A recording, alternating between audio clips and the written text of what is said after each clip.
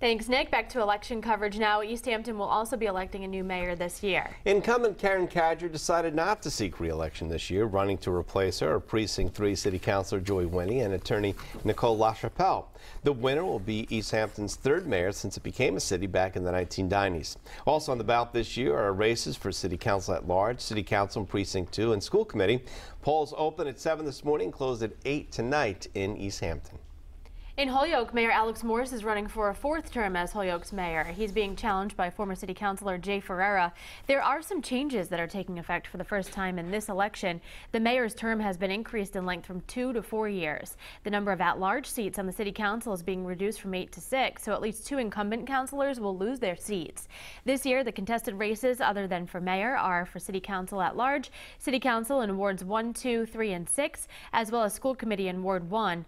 Polling locations will open at 7 this morning and close at 8 tonight in Holyoke. And in Northampton, Mayor David Narkowitz is running for a third term in office. Northampton has 4-year terms. Running against him is Florence resident and downtown business owner John Riley. The other contested races on the ballot this year are for city clerk and for school committee in Ward 6. There are write-in campaigns for city council in Ward 3 and school committee in Ward 7. Polling locations in Northampton open at 7 this morning and close at 8 tonight. In Springfield, there is no race for mayor, as current mayor Dominic Sarno is in the middle of a 4-year term, but there is a race for city council at large where 2 of the 5 incumbents are not seeking re-election.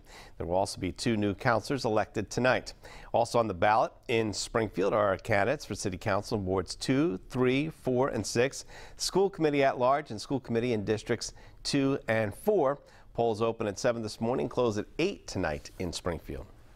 CHICOPEE Mayor Richard Cost does not have an opposition this year, and all incumbent city councilors at large are unchallenged for re-election. The only contested citywide race is for a 4-year term as an at-large member of the the school committee.